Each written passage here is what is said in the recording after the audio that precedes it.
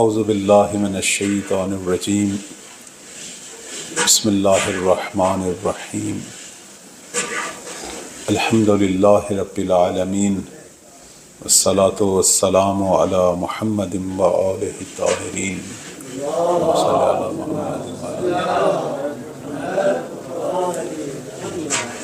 سیما بقیت اللہ العظم اما بعد فقال اللہ تبارک و تعالی فی کتابہ المجید ونريد أن نمن على الذين استضعفوا في الأرض ونجعلهم أئمة ونجعلهم الوارثين صلوات پڑھیں بر محمد وآلہ محمد صلی اللہ علیہ وسلم۔ قرآن مجید میں سورہ قصص کے اندر پروردگار نے بشارت دی ہے، اور یہ ان بشارات میں سے ہے کہ جو امام مہدی علیہ السلام کے ظہور پر ہے۔ یہ بشارت مولا امام زمان کے ظہور کو بیان کرتی ہے۔ پروردگار فرما رہا ہے کہ ہم نے یہ ارادہ کیا ہے کہ وہ لوگ جو زمین پر کمزور ہو چکے ہیں یا کمزور کر دیے گئے ہیں، ان پر احسان کریں، ان پر لطف کریں، اور ہم انہیں جو ہے وہ زمین کا پیشوا، زمین کا امام بنائیں گے، اور وہی زمین کے وارث ہوں گے۔ احادیث میں یہ آتا ہے کہ یہ آیات مہدویت میں سے ہے، اور اس میں وہ ملت، وہ لوگ جو زمین پہ کمزور کیے گئے ہیں، وہ خود آل محمد اور ان کے چاہنے والے ہیں۔ خود ہماری روایات میں آیا ہے کہ جب امام مہدی علیہ السلام دنیا میں تشریف لائے اور اپنے والد گرامی یعنی امام عسکری علیہ السلام کی آغوش میں آئے، اس وقت مولا نے فرمایا کہ اے میرے فرزند، آپ کچھ بیان کریں۔ یہ ہے ہماری روایات میں، ظاہراً کمال الدین میں ہے یہ روایت۔ تو اس وقت بھی نومولود ہیں امام وقت، لیکن انہوں نے اس آیہ مجیدہ کی تلاوت کی، یعنی اس آیت سے جو ہے مولا نے بتایا کہ میں ہوں وہ حجت جو زمین پر جو ہے وہ عالمی، وہ عظیم حکومت کو برپا کروں گا اور زمین کے وارث بنیں گے۔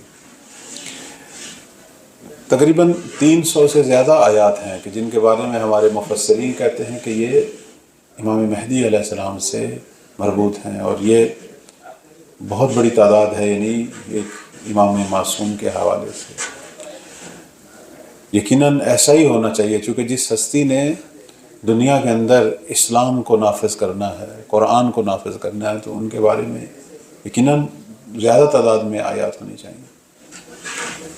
لیکن نقطہ وہی ہے جو میں نے پرسوں بھی آپ کی خدمت میں بیان کیا کہ ہم اگر بیٹھ کر ظہور کا انتظار کریں، یعنی مولا کے لیے کوئی تحرک نہ کریں، کوئی حرکت میں نہ آئیں، تو شاید یہ انتظار ہمارا مزید کئی سو، کئی ہزار سال جو ہے وہ طولانی ہو جائے۔ امام صادق علیہ السلام کا فرمان ہے، فرماتے ہیں کہ اللہ تعالیٰ جو ہے وہ تمام چیزوں کو ان کے علل اور اسباب کے ساتھ انجام دیتا ہے۔ یہ پروردگار کی سنت ہے۔ مثلاً آپ خود دیکھیں، کائنات کے اندر جو کام بھی ہو رہے ہیں وہ اپنے علل کے ساتھ، اسباب کے ساتھ۔ بارش برستی ہے تو اس سے پہلے بادل آتے ہیں۔ ہم دیکھ رہے ہیں زمین سے اگر کوئی چیز اگتی ہے تو اس سے پہلے اس سے اگنے کی شرائط مہیا ہوتی ہیں، ایسے نہیں اگتی۔ انسانوں کے اندر، حیوانوں کے اندر، نباتات کے اندر اگر یہ سلسلہ ہے توالد کا، تناسل کا، تو وہ ایک سسٹم ہے۔ اگر وہ سسٹم درمیان میں سے ٹوٹ جائے، خرابی ہو جائے، تو سلسلہ رک جاتا ہے۔ خود آپ ملاحظہ فرمائیں، ہمارے پیغمبر اکرم صلی اللہ علیہ وآلہ وسلم، اللہم صلی علی محمد وآلہ محمد،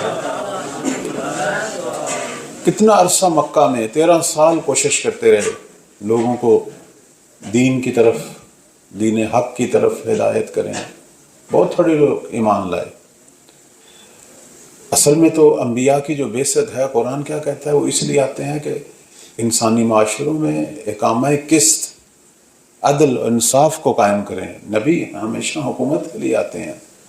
اصل میں کہتے ہیں کہ انبیاء جو ہیں وہ الہی سیاست رکھتے ہیں، وہ اس لیے آتے ہیں کہ پیغام دیں اور اس کے مطابق ایک دینی اصلاحی الہی معاشرہ قائم کریں اور اس پر حکومت کریں تاکہ لوگ جو ہیں وہ دینی دنیاوی اخروی اعتبار سے سعادت پائیں۔ لیکن آپ دیکھیں کہ مکہ کے اندر شرائط مہیا نہیں تھی، لیکن جیسے ہی ہجرت ہوئی مدینہ میں شرائط مہیا ہوئیں، لوگوں نے بڑھ چڑھ کر پیغمبر کے پیغام کو قبول کیا، لبیک کہی، اور آپ دیکھیں کہ چند دنوں میں مدینہ جو ہے، جو یثرب تھا وہ مدینہ تو نبی بنا اور اسلامی حکومت کا آغاز ہوا۔ اور پھر جب نبی کو حکومت ملی تو ارد گرد کے قبائل کس طرح پھر وہ جو ہے وہ دائرہ اسلام میں آتے چلے گئے، اور وہ جو دشمن تھے وہ پھر جمع ہونے شروع ہوئے، مختلف طریقوں سے اس نئی اسلامی حکومت کے لیے خطرہ بننے لگے۔ جیسے یہاں بھی انقلاب آیا اور پوری دنیا کے شیطان جو ہیں وہ دشمنی پر اتر آئے۔ تو اب جب مدینہ سے ایک اسلامی انقلابی الہی حکومت شروع ہوئی، چونکہ وہ شرک کے خلاف تھی، کفر کے خلاف تھی، بت پرستی کے خلاف تھی، جس کا کلمہ جو ہے وہ توحید کہ قولوا لا الہ الا اللہ تفلحوا، اب پوری دنیا کا کفر اور شرک جو ہے وہ حملہ آور ہوا۔ لیکن اب وہاں ملاحظہ فرمائیں کہ وہاں بہت بڑی جو چیز ہمیں نظر آتی ہے وہ اپنے پیغمبر کی ہمراہی، اس کے لیے اپنے آپ کو مہیا کرنا، وحدت، ہمدلی۔ آپ تھوڑا سا اس موضوع پہ سوچیں کہ جب جنگ بدر کے لیے فضا ہموار ہوئی، جنگ بدر ایسے ہی تھی جیسے اس وقت آپ دیکھ لیں، یعنی کس حالت میں جنگ شروع ہو رہی ہے کہ بہت بڑا ایک لشکر جو ہے دنیا کا اس وقت جب جدید ترین اسلحہ تھا اس سے مسلح ہو کر طاقت کے نشے میں مدینہ پر حملہ کے لیے آ رہا ہے، اور مدینہ کے اندر جو لوگ ہیں وہ دو قسم کے چیلنج کا سامنا کر رہے ہیں۔ ایک تو ان کے پاس اسلحہ ناکافی ہے، دوسرا منافقین، مدینہ منافقین سے بھی بھرا ہوا تھا۔ اب تھوڑے سے لوگ تھے، گن چن کر جو لوگ جنگ بدر کے لیے نکلے کتنے ہیں آپ خود جانتے ہیں، 313 لوگ، کہ چند لوگوں کے پاس تلواریں تھیں، کچھ کے پاس جو ہے وہ لاٹھیاں تھیں اور کچھ بھی نہیں تھا۔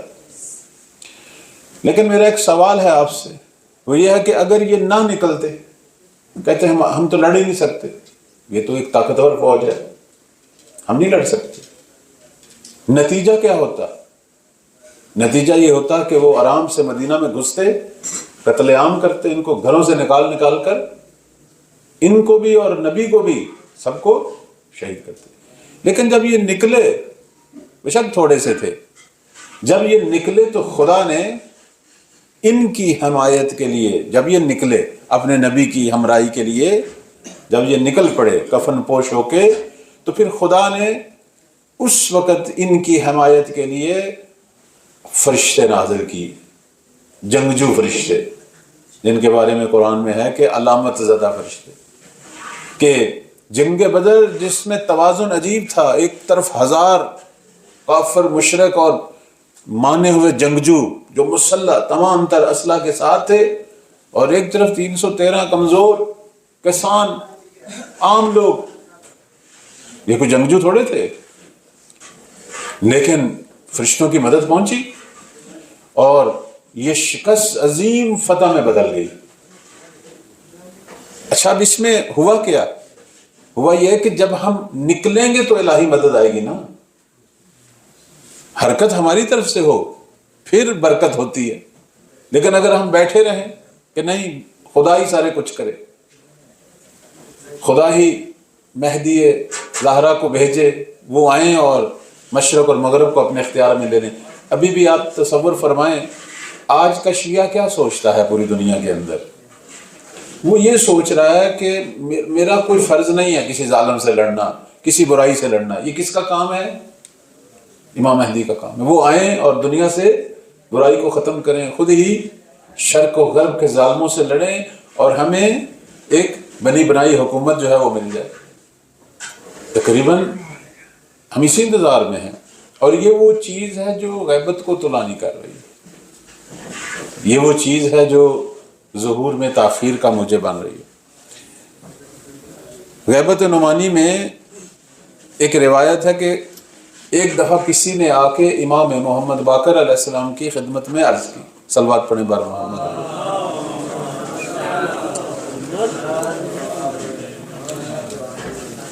اب آپ ملاحظہ فرمائیں، اس وقت بھی اس قسم کا تفکر تھا۔ اس نے کیا کہا؟ کہنے لگا کہ مولا، لوگ یہ کہتے ہیں کہ جب مہدی کا ظہور ہوگا تو تمام امور ان کی مرضی کے مطابق خود بخود ٹھیک ہو جائیں گے۔ یعنی لوگ یہ کہتے ہیں کہ امام مہدی کا جب ظہور ہوگا تو سارے کام جو ہیں وہ خود بخود ٹھیک ہو جائیں گے۔ یعنی کیا مطلب؟ نہ ہمیں لڑنا پڑے گا، نہ جان دینی پڑے گی، کچھ بھی نہیں کرنا پڑے گا۔ جیسے ابھی بھی تصور یہ ہے کہ مولا آئیں گے اور تلوار کو ہوا میں لہرائیں گے اور معجزانہ طریقے سے دنیا میں ظالم جو ہیں وہ مارے جائیں گے، تقریباً یہی تصور ہے۔ جب اس نے یہ کہا تو آگے سے مولا کا جواب، امام نے فرمایا ہرگز ایسا نہیں ہے، قسم ہے اس ذات کی کہ جس کے قبضہ قدرت میں میری جان ہے، اگر یہ طے ہوتا کہ کسی کے کام خود بخود ہو جایا کریں تو پھر ایسا رسول اکرم کے لیے ہونا چاہیے تھا۔ اگر سب کام خود بخود ہونے ہوتے تو پھر نبی اسلام کے لیے ہوتے، پھر انہیں اتنی زحمتیں کرنی نہ پڑتی، پھر یہ زحمتیں نبی کو نہ کرنی پڑتی، پھر ان کے سامنے ان کے جانثار شہید نہ ہوتے، ان کے یاران زخمی نہ ہوتے، خود ہمارے پیغمبر کے جو ہے وہ دانت شہید نہ ہوتے۔ یعنی کتنا بڑا درس دیا مولا نے۔ اگر یہ طے ہوتا کہ سارے کام خود بخود ہونے ہوتے تو پھر پیغمبر کے لیے ہوتے۔ جب ہمارے پیغمبر نے ایک چھوٹی سی اسلامی حکومت کو قائم کرنے کے لیے اتنی قربانیاں، اتنی جنگیں، اتنے عزیزان، آپ دیکھیں سید الشہداء حمزہ جیسی شخصیات جس پہ فخر کیا کرتے تھے پیغمبر، کتنی زحمتیں، اور پھر وہ یثرب جو ہے وہ مدینہ النبی بنا اور وہاں سے اس اسلامی حکومت کا آغاز ہوا پورے جزیرۃ العرب پہ۔ یعنی مقصد یہ ہے کہ امام زمان علیہ السلام کا ظہور بھی اسباب پہ موقوف ہے، یعنی ہمارے اپنی حرکت پہ، ہمارے اپنے تحرک پہ۔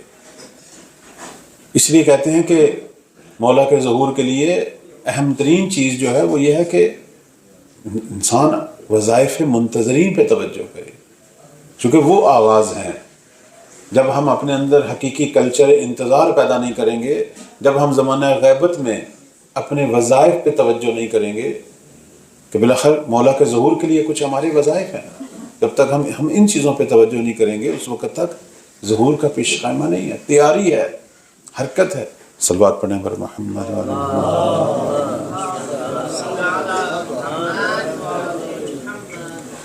دیکھیں ایک اور مثال جو ہے آپ کی خدمت میں، بلکہ دو مثالیں میں پیش کرتا ہوں قرآن سے۔ حضرت موسیٰ علیہ السلام کی قوم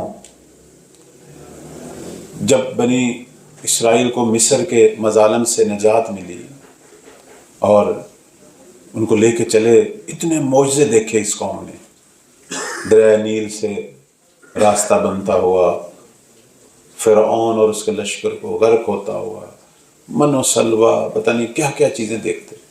لیکن آگے ایک قوم تھی جو بڑی طاقتور تھی۔ بنی اسرائیل یہ سمجھتے تھے کہ یہ بہت طاقتور ہیں، ہم کمزور ہیں، ہم ان سے نہیں لڑ سکیں گے۔ قرآن میں کیا ہے؟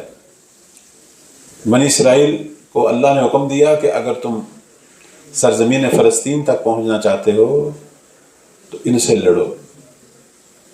لڑو گے تو میں تمہیں وہاں پہنچاؤں گا۔ آگے سے انہوں نے کیا کہا؟ اے موسیٰ تو اور تیرا رب جائے، یہ ہے نا قرآن مجید کا، تو اور تیرا رب جائے، وہ لڑے، ہم نہیں لڑیں گے۔ نتیجہ کیا ہوا کہ 40 سال تک صحرائے سینا میں یہ سرگرداں رہے، حتیٰ حضرت موسیٰ کا انتقال ہو گیا وہیں اسی صحرا میں۔ چونکہ وہی بات ہے، اللہ جب بھی کوئی کام کرتا ہے تو اس کے علل سے، اس کے اسباب سے. تو ظالم سے جنگ کر، شروع کر، خدا فتح دینے والا ہے، ٹھیک ہے، لیکن ساری چیزیں تو معجزات سے نہیں ہونی تھی. آخر حضرت یوشع بن نون جو کہ حضرت موسیٰ کے وصی تھے، انہوں نے قوم کو تیار کیا کہ اس طرح تو ہم اسی صحرا میں رہیں گے. 40 سال بڑی مدت ہوتی ہے. پھر یہ قوم تیار ہوئی، بالآخر یہ لڑے اور ظاہر ہے اس میں خون دینا پڑا، اور خدا نے ان کی جنگ کو فتح میں بدلا اور یہ فلسطین تک. اسی طرح آپ دیکھیں کہ کہتے ہیں بنی اسرائیل کا ایک دور تھا جس میں ایک جالوت نامی حاکم تھا، بہت بڑا ظالم، اس زمانے کی سمجھیں سپر پاور تھی. بنی اسرائیل پر بے پناہ مظالم. انہوں نے اس زمانے میں جو پیغمبر تھے حضرت اسماعیل علیہ السلام، اس سے کہا کہ کوئی ایک شخص ہمارے اندر بھی بادشاہ ہو تاکہ ہم اس کی قیادت میں اکٹھے ہوں اور اس ظالم سے. اب وہاں بڑے بڑے مالدار لوگ سمجھ رہے تھے کہ یہ ہمیں ملے گی.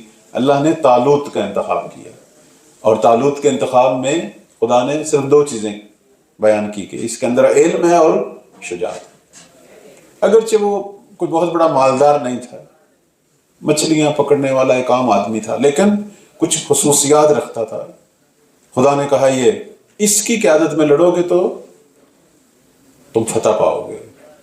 بڑے سست ہو گئے، یعنی تھوڑے لوگ جمع ہوئے، لیکن وہ تھوڑے مٹھی بھر لوگ اتنے طاقتور تھے. اس وقت دنیا کے سب سے بڑے ظالم جالوت کو انہوں نے شکست دی، اور بنی اسرائیل کی وہ عظیم الشان حکومت جو ہے، یوں کہوں کہ اللہ والوں کی، موحدین کی حکومت جو ہے وہ قائم. یعنی یہ ساری مثالیں اس لیے ہم دے رہے ہیں کہ پروردگار کی توفیقات ہیں، لیکن اس کے لیے عمل اور حرکت میں آنا ضروری ہے. ہمیشہ ایسے ہے. اب آپ خود ملاحظہ فرمائیں، امیر المومنین صلوات اللہ علیہ کیوں نہیں حکومت بنا سکے؟ ناصرین نہیں تھے. کوشش بھی کی، لوگوں کو بتایا گھروں میں جا جا کر کہ میری ولایت کا اعلان ہوا ہے، اللہ نے مجھے تم پر حاکم قرار دیا ہے، لیکن لوگ اکٹھے نہیں ہوئے. نتیجہ کیا ہوا کہ امیر المومنین گوشہ نشین ہو گئے. لیکن جب لوگ اکٹھے ہوئے، 3 انہوں نے اپنی حکومتوں کا تجربہ کیا، 4تھی حکومت میں ایک لوگ اکٹھے ہوئے، اکراہ کے ساتھ قبول کی، چونکہ بہت چیزیں بدل چکی تھیں. لیکن پھر بھی وہ 4-4.5 سال کا دور، امیر المومنین کا وہ دور اتنا قیمتی اور شاندار دور تھا کہ آج پوری دنیا میں عدالت علی صرف اسی 4.5 سالہ دور کی وجہ سے پوری دنیا میں معلوم. یعنی کہاں وہ پچھلے ادوار اتنے لمبے لمبے، اور کہاں یہ 4.5 سالہ دور جو سب پہ بھاری ہو گیا. تو اب یہی اگر حکومت شروع میں بپا ہو جاتی تو آج اسلام اس طرح کے فتنوں اور اس طرح کے مسائل جس میں ہم دیکھ رہے ہیں، طرح طرح کے جو اسلام بنے ہوئے ہیں، یہ آج پھر نہ ہوتے. اگر شروع میں ہی خدا کے بنائے ہوئے حاکموں کی طرف لوگ آ جاتے تو آج دنیا اس حالت میں نہ ہوتی. تو اس دن میں نے کچھ اسباب آپ کی خدمت میں بیان کیے تھے. آج میں چاہتا تھا کہ علامات کی طرف آؤں. دیکھیں، ظہور کی جو علامات ہیں وہ بہت ساری بیان ہوئی ہیں، لیکن علامات 2 طرح کی ہیں. کچھ علامات حتمی ہیں اور کچھ غیر حتمی. جو غیر حتمی علامات ہیں وہ تو بہت زیادہ ہیں، ان میں ہم داخل نہیں ہوں گے، چونکہ غیر حتمی علامات کا مطلب یہ ہے کہ یہ یقینی بات نہیں ہے کہ یہ محقق ہو. جس میں مشہور ترین مسئلہ دجال والا ہے. دجال عام طور پر ہمارے ہاں بہت زیادہ بیان ہوتا ہے، چونکہ ہم ایک ایسے ملک میں ہیں جہاں اہل سنت زیادہ ہیں. اہل سنت دجال کو آخر الزمان کی، قیامت کی علامات میں سے، اور بعض جو ہیں وہ امام مہدی علیہ السلام کے ظہور کی علامات میں سے بیان کرتے ہیں. دجال بہت زیادہ مطرح کرتے ہیں، اور معمولاً دجال والی جو روایات ہیں وہ اہل سنت کی ہیں، وہ ہماری ہیں ہی نہیں. بلکہ اگر ہمارے منابع میں بھی آئی ہیں، بعض لوگ کہتے ہیں جی 14 ستارے میں تھی، بہار میں بھی ہیں، تو وہ اہل سنت کے منابع سے آئی ہیں. اصل دجال کا موضوع شیعہ موضوع ہے ہی نہیں. جو علامت ہم بیان کرتے ہیں وہ اسے بیان ہی نہیں کرتے. ہم سفیانی کی بات کرتے ہیں، چونکہ اس کا تعلق ابو سفیان سے ہے، وہ اس کو نہیں بیان کرتے. وہ سفیانی کی جگہ دجال کو بیان کرتے ہیں، چونکہ جب سفیانی کو بیان کریں گے تو پھر بہت کچھ بیان کرنا پڑے گا. لہذا دجال کا موضوع جو ہے وہ ہمارے ہاں اول تو علامات امام مہدی میں ایک مستند چیز ہے ہی نہیں. اگر کچھ لوگ بیان کرتے ہیں تو غیر حتمی ہے. پھر دجال ایک تھوڑا ہے، کئی دجال ہیں. جس قسم کا دجال یہ بیان کرتے ہیں اس کا تو کوئی خارجی وجود ہے ہی نہیں. وہ اتنا بڑا ایک شخص جس کا اتنا بڑا گدھا کہ جس کا کئی کلومیٹر کئی میل اس کا قدم ہوگا اور ایک ہاتھ پہ جو ہے وہ جنت اور جہنمی مثالیں، یہ تو ایک افسانہ ہے. اس طرح کے قد و قامت والی کوئی چیز نہیں ہے ہی نہیں. اصلا اولاد آدم و حوا میں ایسی کوئی چیزیں ہے ہی نہیں. آپ ابھی بھی دیکھیں، گزشتہ انبیاء کی قبریں بھی دیکھ لیں.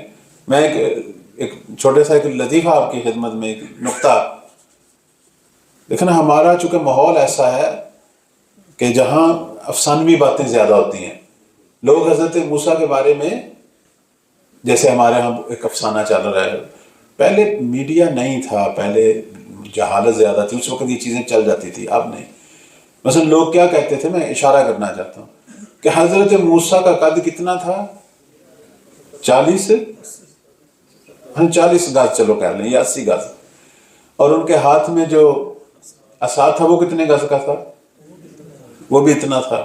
اور پھر انہوں نے جو ہے وہ جمپ لگایا اور اوج بن عنق کو مارا. یہ ایک مثال ہے نا ہمارے. اب آپ 80 گز کا تصور کریں، انسان کتنا بڑا ہوتا ہے، کتنا لمبا ہوگا 80 گز کا. اچھا، ان کے زمانے کا جو فرعون ہے جو اس وقت پڑا ہوا ہے میوزیم میں، مصر کے میوزیم میں، اس کا قد ہمارے جتنا ہی 6-7 فٹ سے زیادہ نہیں ہے. یعنی فرعون جو بادشاہ ہے وہ 6-7 فٹ کا، اور جس کو انہوں نے پالا ہے موسیٰ وہ 80 گز کا. اب مجھے آپ خود تصور کر کے بتائیں، یعنی اس کا مطلب ہے کہ اس زمانے کی جو فرعون یا فرعونی قوم تھی وہ اتنے قد تھی جتنے ہمارے ہیں. فرعون اگر 40 گز کا موسیٰ دیکھ لیتا یا 80 گز کا موسیٰ دیکھ لیتا وہ ویسے ہی مر جاتا. اصل وہاں کوئی فوج بنانے کی ضرورت ہی، اس سارے افسانے ہیں. آدم و حوا کی اولاد شروع سے اسی قد و قامت کی ہے. آپ گزشتہ انبیاء کی قبریں دیکھ لیں، ابراہیم صلوات اللہ، اب اور بھی ہیں، حضرت شیس. یہ دیکھیں نا، یہ ایک افسانے ہیں، ان کی کوئی حقیقت. دجال بھی اسی طرح افسانہ ہے. امام صادق علیہ السلام سے پوچھا گیا تھا دجال کے بارے میں، فرمایا کہ دجال دجل سے ہے. دجال سے کہتے ہیں ملمہ کار. عرب کے اندر دجال اس شخص کو کہتے ہیں کہ جو ایک چیز کو دوسری چیز کے ساتھ ایسے مکس کرتا تھا تو وہ اصلی لگتی ہے. مثلا جیسے آپ دیکھتے ہیں زرگر لوگ، وہ کس طریقے سے 2 دہاتوں کو ملاتے ہیں، یعنی کھوٹ کا پتہ بھی چلنا ہے. ملمہ کار یعنی ایسی ایک نقلی چیز کو اصلی چیز میں. دجال یعنی وہ لوگ ہیں آخر الزمان میں کہ جو شیاطینی چیزوں کو، غیر دینی چیزوں کو دینی چیزوں میں پیش کریں گے اور فتنہ فساد پھیلائیں گے. جیسے ابھی بھی آپ دیکھ رہے ہیں مختلف فرقے بازیاں، گروہ بازیاں، کہ لوگ، ہر آدمی اپنے آپ کو اس انداز سے پیش کرتا ہے کہ اصل اسلام کا والی وارث میں ہی ہوں، لیکن اصل میں وہ گمراہ کر رہا ہوتا ہے. اس طرح ہی فرقے بنے ہیں نا. اب ہماری احادیث میں آیا کہ امام زمان علیہ السلام جب ظہور فرمائیں گے تو عیسیٰ بھی نازل ہوں گے. تو 40 دجالوں سے تو عیسیٰ کی جنگ ہے. حتیٰ یہ روایت اہل سنت کے منابع میں بھی ہے. بس دجال ایک خاص کوئی چیز نہیں ہے، ایک خاص شخص نہیں ہے. دجال ایک صفت ہے جو ہو سکتا ہے بہت سارے لوگوں میں پائی جائے. لہذا بہترین جو اس کی تشریح ہے دجال کی وہ یہ ہے، دجال ایک صفت ہے، ایک خصلت ہے. جیسے بھی آپ دیکھتے ہیں کچھ لوگ جو ہیں وہ کھوٹ کو سچ کرنے کی صلاحیت رکھتے ہیں. یہ دجالیت ہے. بے ایمانی کو ایمانداری میں پیش کرنا، جہالت کو علم کی شکل میں. ایسے لوگ ہوں گے کہ جو لوگوں کو گمراہ کریں گے. دوسرے لفظوں میں جو ائمۃ النار ہیں آخر و زمان میں، جہنم کی طرف لے جانے والے پیشوا، یہ ہے دجال. کہ جو حق کو جانتے ہیں لیکن ناحق کو حق پیش کر رہے ہیں. ان سے جنگ ہوگی، نہ کہ یہ چیزیں. بہت ساری ایسی چیزیں ہیں جو قابل اصلاح ہیں، ان پر کام ہونا چاہیے. تو دجالیت یا دجال جو ہے، اول تو یہ علامات غیر حتمیہ میں سے ہے، پتہ نہیں یہ ہو بھی نہ، اگر ہو تو یعنی ایسے لوگ ہوں گے کہ جو گمراہ کریں گے بس، اور ان کے ساتھ بھی جو ہے امام مہدی اور ان کے انصار کی جنگ ہے۔ اسی طرح ایک علامت جو ہے جیسے سورج کا مغرب سے طلوع ہونا، یہ بھی غیر حتمی ہے، یعنی اب اس سے مراد کیا ہے یہ سمجھنا چاہیے، نہ کہ اس سے مراد یہ والا سورج ہے، یہ تو اب خود اب تو علم کا دور ہے نا، زمین کی جو حرکت ہے یہ رکے یا تھوڑی سی برگش پیدا کرے کائنات کی تباہی ہے، یہ تو اس سے مراد کیا ہے؟ اب اس کے ذیل میں علماء بہت ساری تعویلیں کرتے ہیں، وہ کہتے ہیں کہ مثلا امام شرق سے ہوں گے، شرق کے نمائندہ ہوں گے، حضرت عیسیٰ غرب کے نمائندہ ہوں گے، ایک مشرق کا سورج ہے ہدایت کا اور ایک غرب کی طرف سے کام کرے گا، یعنی ہوں گے تو امام کے اتباع میں۔ یا بعض کہتے ہیں چونکہ امام کی جو ہے وہ والدہ گرامی ان کا تعلق غرب سے ہے تو اس اعتبار سے، اب اس کی مختلف تعویلیں ہیں، لیکن یہ ساری باتیں یہاں کے ختم ہوتی ہیں کہ علامتیں غیر حتمی ہیں، ممکن ہے واقع ہو، ممکن ہے واقع نہ، اس طرح کی چیزیں ذہن میں لیں۔ تو وہ جو علامات ہیں جو حتمی ہیں، وہ آپ کی خدمت میں عرض کروں گا، وہ 5 علامتیں ہیں، یہ ذہن نشین ہو جائیں ہمیشہ کے لیے کہ یہ 5 علامتیں جب بھی ظاہر ہوں بس سمجھ لیں کہ یہ مولا کے ظہور کا زمانہ ہے۔ میں سے پہلے مرلے میں ان کے نام لیتا ہوں، پھر ایک ایک کر کے جو ہے سب کی تشریح کرتا ہوں جتنا بھی آج ٹائم میں انشاءاللہ وسعت ہے۔ 5 علامتیں کون سی ہیں؟ پہلی علامت جو ہے وہ سفیانی کا خروج ہے شامات سے، دوسری علامت یمن سے یمنی یا یمانی کا قیام ہے، تیسری علامت آسمانی ندا ہے، چوتھی علامت خسف بیدا، اس کی تشریح کروں گا، پانچویں نفس زکیہ کی شہادت، یہ وہ ہے کہ جس پر ہمارے پاس یعنی صحیح السند حدیث ہے، کمال الدین میں ہے، غیبت نعمانی میں ہے، ہماری یعنی اس کی سند صحیح ہے، صحیح السند حدیث کہ امام صادق علیہ السلام فرماتے ہیں، اللہم صلی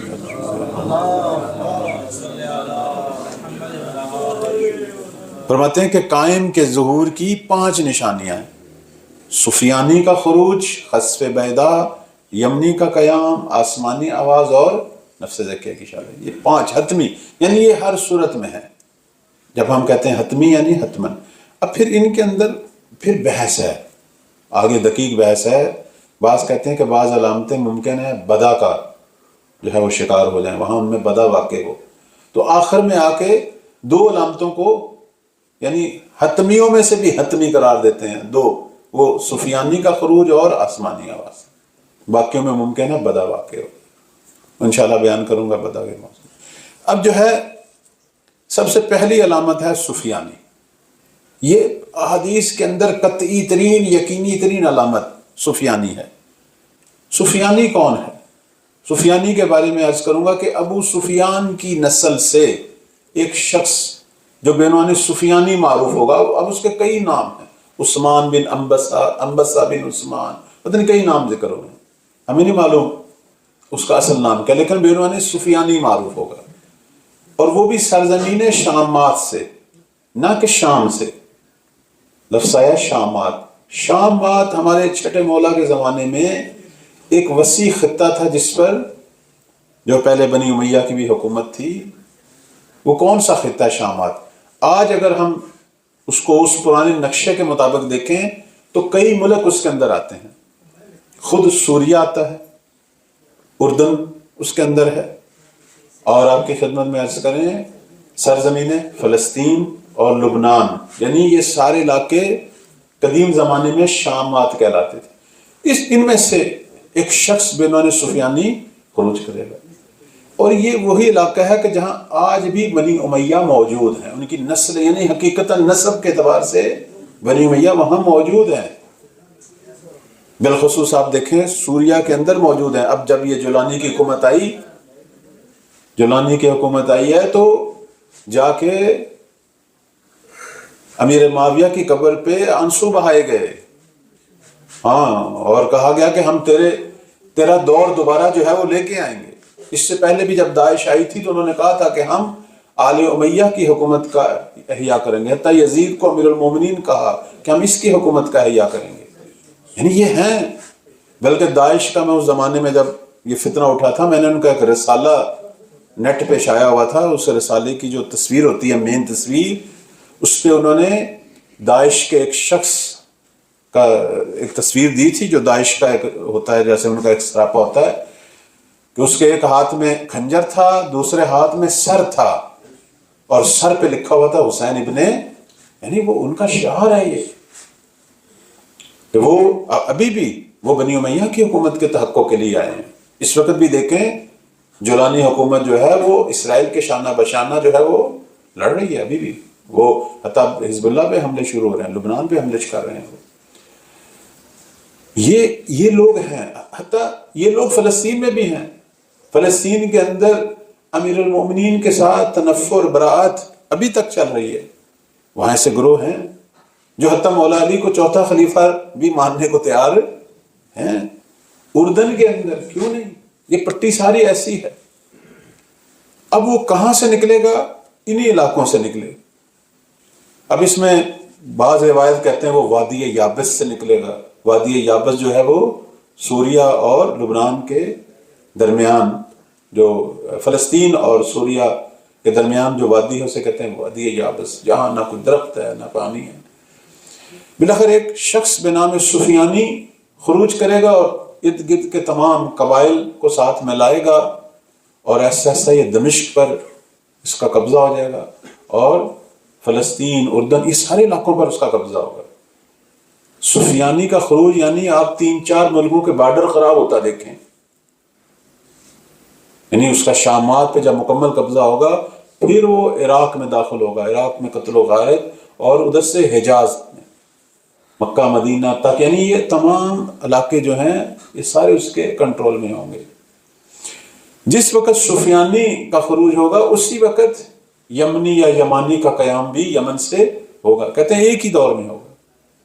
بلکہ بعض ایسی روایات ہیں جو کہتی ہیں کہ سفیانی، یمانی اور خراسانی تینوں ایک ہی سال میں، ایک ہی مہینے میں، حتیٰ ایک ہی دن ان کا خروج ہوگا، یعنی دنیا کے مختلف علاقوں سے. یہ 3 اسلامی لیڈر ابھریں گے، چونکہ سفیانی بھی اپنے آپ کو بعنوان اسلامی لیڈر جو ہے وہ قیام کرے گا، یمانی بھی اور خراسانی بھی. یمن تو مشخص ہے کون سی جگہ ہے، سفیانی کی جگہ مشخص نہیں. بعض ہمارے لوگ کہتے ہیں کہ شاید وہ اردن سے ہو، جیسے اردن کا جو موجودہ بادشاہ ہے بعض لوگ اسے بھی سفیانی کہتے ہیں، اور بعض جو ہیں وہ کہتے ہیں نہیں وہ سوریہ سے ہے. بعض کہتے ہیں خود بنی اسرائیل جو ہے ان کے اندر ہوگا، یعنی فلسطین، سرزمین فلسطین سے. بعض حتیٰ یہودیوں کی طرف اشارہ کرتے ہیں کہ یہ وہی سفیانی کا کردار ہے. یہ ساری تعبیریں ہیں، ہم ان میں نہیں جائیں گے. بعض جو ہیں وہ ابھی نیتنیاہو کو سفیانی بنا رہے ہیں. وہ ہر دور میں کوئی نہ کوئی ڈھونڈ لیتے ہیں. جیسے یہاں ایک بہت بڑی شخصیت گزرے، حضرت آیت اللہ بہلول رحمۃ اللہ علیہ. میں ان کا واقعہ نیٹ پہ موجود ہے. وہ کہتے ہیں میں حافظ الاسد کے زمانے میں سوریہ گیا، بشار الاسد کا جو والد تھا، تو میں نے ان کی فوج کے اندر ایک جرنیل سے میری ملاقات کروائی گئی کہ جس کا نام عثمان بن انبسہ تھا. وہ بالکل سفیانی تھا، اس کی شکل و شمائل جو روایات میں بیان ہوئی بالکل. تو میں گویا سفیانی کو دیکھ کے آ رہا ہوں، اور اس کے عزائم بھی ایسے تھے کہ وہ یہ شیعہ حکومت ختم کر کے وہ. اب یہ ساری باتیں ہیں، پتہ نہیں آغا بہلول نے یہ کہیں نہیں کہیں. آغا بہلول بھی نہیں رہے، حافظ الاسد بھی نہیں رہا، ان کا بیٹا بعد میں بشار. اب دیکھنا یہ ہم ان چیزوں پہ تطبیق نہیں کر سکتے، پتہ نہیں وہ کب آئے گا، ٹھیک ہے. لیکن جب وہ آئے گا اس کی نشانی ہے کہ پھر موجودہ سوریہ نہیں رہے گا، فلسطین، لبنان، یہ سارا ایک ملک بنے گا، اور وہ عراق اور حجاز تک وہ، اور یہ 6 سے 9 مہینے میں قابض ہوگا وہ، چونکہ اس کی کل حکومت 15 مہینے سے زیادہ نہیں ہے. تو مولا کے ظہور سے یا 6 مہینے پہلے یا 9 مہینے پہلے بڑی سرعت کے ساتھ اس نے ان ممالک پر قبضہ کرنا ہے. اس سے پہلے ایک جنگ کرکیسیہ ہے، اس کے اندر کئی مخالف باطل گروہ، جس کو ائمہ فرماتے ہیں سب طرف باطل ہوگا، باطل لوگ آپس میں ٹکرائیں گے، یہ بھی اس میں ہوگا. اور یہ فتح پائے گا جنگ کرکیسیا میں، سب کو شکست دے گا، اس لیے تمام ممالک پر قبضہ ہو جائے گا، چونکہ اس میں یہودی بھی ہیں، اس میں عرب بھی ہیں، اس میں ترک بھی ہیں، اس میں کرد بھی ہیں، پتہ نہیں کتنے ہیں، کسی بات پہ یہ سارے اہل باطل ٹکرائیں گے، یہ بھی اس میں شامل ہوگا اور سب کو شکست دے گا اور سب کے مناطق پر قابض ہوگا۔ اور جب یہ عراق پہ حملہ کرے گا، اس وقت یمن سے یمنی افواج جو ہیں وہ عراقی شیعوں کی یا محبین اہل بیت کی مدد کے لیے آئیں گے، اس وقت خراسان سے خراسانی، اور ایک جنگ شروع ہوگی۔ اس جنگ میں ہم شیعوں کو حکم ہے کہ آپ آگے بڑھیں، لیکن جب تک کرکیسیا کی جنگ ہے، فرماتے اپنی طاقتوں کو ذخیرہ کریں، آپ اپنے گھروں میں بیٹھیں اور لحظات کا انتظار کریں۔ جب یہ اس جنگ سے جیت کر اب شیعوں کے مد مقابل قرار پائے گا، اس وقت ہمارا ٹائم ہے۔ یہ اب روایات ہیں تفصیلی اس میں۔ اب دیکھیں نا، اب میں نے جیسے سفیانی کے بارے میں عرض کیا کہ یہ جو ہے وہ شامات سے، خراسانی کے بارے میں بھی ایسا ہے۔ ابھی تک آپ ملاحظہ فرمائیں، لوگ خراسانی کے بارے میں کیا سوچتے تھے؟ وہ سمجھتے تھے ایک خاص شخصیت، یہ ہے خراسانی۔ یہ باتیں درست نہیں ہیں، نہیں تطبیق کرنی چاہیے۔ پہلے تو بات ہے کہ خود امام صادق علیہ السلام کے زمانے کا خراسان ملاحظہ فرمائیں، نہ کہ ایران کا ایک چھوٹا سا صوبہ خراسان۔ آپ آئیں چھٹے مولا کے زمانے کا خراسان، ملاحظہ فرمائیں کہ وہ کتنا بڑا خراسان تھا۔ چھٹے مولا کے زمانے میں خراسان بصرہ سے شروع ہوتا تھا، جس میں موجودہ ایران ہے، افغانستان ہے، ترکمانستان ہے، ازبکستان ہے، آذربائیجان ہے، کتنے ہی علاقے، حتیٰ ہمارا صوبہ سرحد بلوچستان۔ بعض روایات کہتی ہیں کہ خراسان قدیم کی سرحدیں ملتان کی سرحدوں سے ملتی تھی، چونکہ پرانے زمانے میں ملتان بہت بڑی ریاست تھی، اس علاقے میں ملتان اور کابل بہت بڑی ریاستیں تھیں۔ کابل جو ہے وہ خراسان کا حصہ تھا۔ مجھے یاد ہے ڈاکٹر اسرار صاحب جو ہوتے تھے، انہوں نے بھی یہ روایت پڑھی، اور یہ روایات ہیں اہل سنت کے منابع میں کہ خراسانی افواج ملتان کے قریب سے ہو کے گزریں گی، یعنی وہ خراسان جو چھٹے مولا کے زمانے کا تھا۔ اب یہ خراسانی کہاں سے آئے گا؟ لازمی نہیں ہے کہ ایران سے ہو یا ایران کے صوبہ خراسان سے، ہو سکتا ہے افغانستان سے ہو سکتا ہے ازبکستان سے ہو سکتا ہے ہمارے ہی پاکستان کے سرحد سے، بلوچستان سے، پتہ نہیں کہاں سے وہ آئے۔ وہ خراسانی کہ جس کے لشکر کی علامات ہیں کہ ان کے پرچم سیاہ ہیں، ان کے امامے سیاہ ہیں، یہ خود اہل سنت کی کتابوں میں روایات۔ اس لیے آپ ملاحظہ فرمائیں، جب طالبان کی تحریک شروع ہوئی تھی، ان کے امامے سیاہ تھے اور ان کے پرچم بھی، داعش کی تحریک، وہ بھی اپنے آپ کو لشکر خراسانی کہتے ہیں، ان کے پرچم سیاہ، امامے سیاہ۔ النصرہ، وہ بھی اپنے آپ کو خراسانی کہتے تھے، لشکر کے پرچم سیاہ، امامے سیاہ۔ اب جو داعش ہے، اب جو طالبان جدید آئی ہے، انہوں نے اپنے پرچم سفید کر لیے۔ پہلے ان پر اس وقت یہی اشکال ہوتا تھا کہ آپ تو سیاہ اماموں، سیاہ پرچموں کے خلاف ہوتے تھے، آپ وہ کہتے ہیں جی روایات میں۔ اچھا، یہ جو خراسانی ہے، اس میں ایک دوسرا نقطہ جو ہے قابل غور، جو عموماً ایران میں نہیں بتایا جاتا، یہ ہماری شیعہ محافل میں نہیں بتایا جاتا، چونکہ وہ ایک خاص شخصیت پہ تطبیق کرنی ہوتی ہے انہوں نے۔ اب تو وہ درجہ شہادت پہ فائز ہو گئے، ورنہ ابھی تک جو ہے ایک خاص شخصیت پہ تطبیق ہوتی تھی کہ یہ ہے خراسانی، یہ ہے خراسانی۔ نہیں، اس وقت بھی ہم کہتے تھے کہ تطبیق نہیں کرنی چاہیے، نہ انہوں نے کبھی کہا کہ میں خراسانی ہوں۔ یہ بڑا ایک عجیب سا مسئلہ ہے، بلکہ میں نے دیکھا یعنی ہمارے بعض جو حلقے ہیں وہ بعض روایات کا معنی غلط کرتے۔ مثلا خراسانی کے بارے میں کہتے ہیں کہ روایت ہے اہل تسنن کے منابع میں کہ اس کے دائیں ہاتھ پہ خال ہے۔ اب خال کا معنی ہم سب سمجھتے ہیں، لیکن چونکہ خاص شخصیت پہ تطبیق کرنی تھی تو سب نے معنی کیا کیا تھا؟ خود ایران اور پاکستان میں خال کا معنی خلل کیا ہوتا ہے کہ دائیں ہاتھ ناقص ہے۔ خال کا معنی مشخص ہے، خال کیا ہوتا ہے؟ خال ایک سیاہ تل ہے نا، ایک علامت ہوتی ہے۔ تو عرض خدمت یہ ہے، تطبیق کا ہمیں حکم نہیں ہے، نہیں کرنا چاہیے۔ دوسری بات یہ ہے کہ خراسانی کی اگر آپ ساری روایات اکٹھی کریں، خراسانی ایک ایسا موضوع ہے کہ جس کی مدح بھی ہے اور مذمت بھی ہے، چونکہ خراسانی کے بارے میں جو کچھ میں نے نتیجہ نکالا ہے وہ خود امام مہدی ہونے کا دعویٰ کرتا ہے۔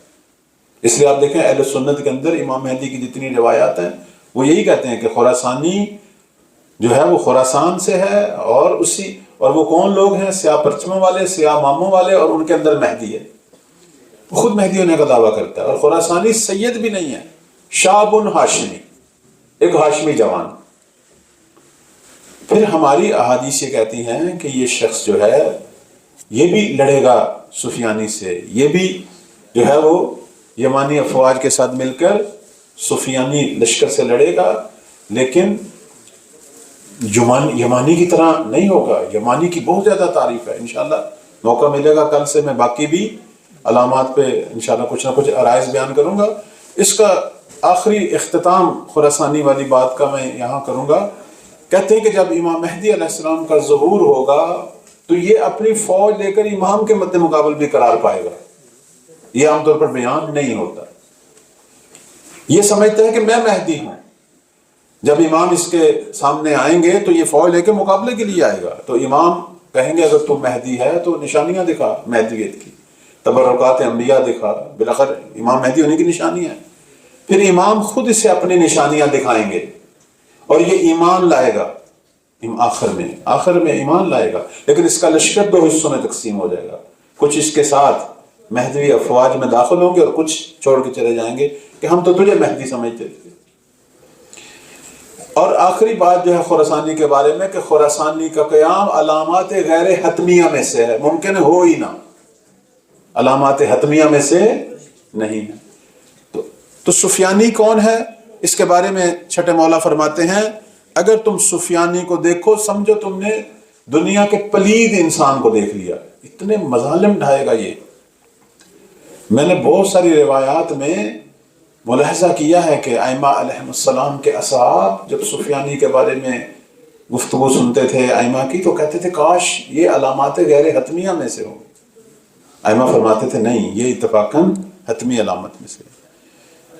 ماہ رجب میں اس کا خروج ہے، شام یعنی شامات پہ اس کا قبضہ ہے، موجودہ جیسے شام ہے، اردن، اسی طرح فلسطین تا لبنان، اور پھر عراق پر حملہ اور قتل و غارت۔ عراق کے اندر جنگ ہے، یعنی کہتے ہیں یمانی افواج آئیں گی جیسے کربلا کے شیعوں کا قتل عام بچائیں گی۔ کل اس کا جو فتنہ ہے اس کے بارے میں ہماری جو احادیث ہیں وہ کہتی ہیں کہ 15 مہینے سے زیادہ اس کا فتنہ نہیں چلے گا۔ سفیانی جو ہے اس کی کل حکومت کا دورانیہ 15 مہینے ہے، یعنی مولا کے ظہور سے 6 مہینے یا 9 مہینے پر اس کا خروج ہے، اور بعد میں امام مہدی علیہ السلام جب خانہ کعبہ سے ظہور فرمائیں گے اور وہاں سے آغاز ہوگا قیام کا، مکہ اور مدینہ اور اطراف پر جب مولا کا کنٹرول ہوگا تو عراق کے بارڈر پر اس سے جنگ ہوگی، اور اس جنگ کے اندر یہ ملعون جو ہے وہ فی النار ہوگا، اور یہ فتنہ ختم ہوگا، اور اس کے بعد امام جو ہے انصار کے ساتھ عراق میں داخل ہوں گے اور کوفہ کو دارالحکومت قرار دیں گے۔ لیکن عرض خدمت یہ ہے کہ سفیانی کے ساتھ جب گفتگو ہوگی اس میں بھی میں حیران ہوں، بعض روایات یہ کہتی ہیں کہ مولا اس کو دعوت دیں گے پہلے ہدایت کی، چونکہ امام اصل میں ہدایت کے لیے آئے ہیں، حتیٰ اس طرح کے لوگوں کو بھی ہدایت کا پیغام ہمیشہ پہلے۔ یہ نبی اور اماموں کی سیرت یہ ہے، وہ کوئی جنگ کرنے کے لیے خون ریزی کے لیے نہیں آئے، جیسے امام مہدی علیہ السلام کے بارے میں عجیب عجیب روایتیں، اور یہ شروع میں قبول بھی کرے گا لیکن اس کے اپنے لوگ جو ہیں وہ اسے مجبور کریں گے اور یہ جنگ کرے گا، اور آخر میں یہ فی النار ہوگا، اور یہ فتنہ جو ہے وہ الحمدللہ ختم ہوگا۔ عراق کی موجودہ حالت اور اس زمانے کے عراق کی حالت میں بڑا فرق ہے۔ کہتے ہیں جب مولا کوفہ کی طرف داخل ہو رہے ہوں گے، کوفہ سے 70,000، بعض کہتے ہیں 70,000 بطریہ فرقہ ظاہر ہوگا اس زمانے میں۔ اب تو نہیں ایسے لوگ، پتہ نہیں یہ کب کی بات ہے، کہ جو عبادت زہد میں کمال تک پہنچے ہوں گے، لیکن وہ امام مہدی کا مقابلہ کرنے کے نکلیں گے، بالکل خوارج کی طرح ہوں گے، اور کہیں گے کہ تم واپس چلے جاؤ، ہمیں فرزند زہرا کی حکومت کی کوئی ضرورت نہیں ہے، ہمیں تیری حکومت کی ضرورت نہیں ہے، تو جہاں سے آیا واپس چلا جائے۔ یعنی کوفہ اور وہ کوفہ میں بڑا فرق ہے، پتہ نہیں یہ سفیانی کی دور حکومت میں وہاں ایسے لوگ آ کے آباد ہوں گے، یعنی خوارج ٹائپ لوگ کوفہ میں۔ آپ روایات کو ملاحظہ کریں، ہم جا اسی طرف رہے ہیں، اس میں کوئی شک نہیں ہے، لیکن یہ کب ہوگا ہمیں نہیں معلوم۔ لیکن جیسا کہ میں نے اس دن بھی عرض کیا تھا کہ ہمارا تیار ہونا ہمارا اپنے آپ کو مولا کے ظہور کے لیے تیار کرنا، یہ باعث بنے گا کہ یہ چیزیں جلدی بھی، علامات جو ہیں وہ ظہور اور علامت ایک ہی چیز ہے، چونکہ علامات تقریباً جو ہیں وہ 9 مہینے یا 6 مہینے پہلے شروع ہوں گی، تو وہ گویا ظہور کے ساتھ ہیں. لیکن یہ دور کب شروع ہوگا؟ جب ہم تیار ہوں گے، جب ہم تیار ہوں گے. انشاءاللہ اسی موضوع کو آگے بڑھائیں گے. اللہ تعالیٰ کی بارگاہ میں دعا ہے کہ پروردگار ہم سب کو امام زمان کے انصار اور خدمت گزاروں میں سے قرار دے.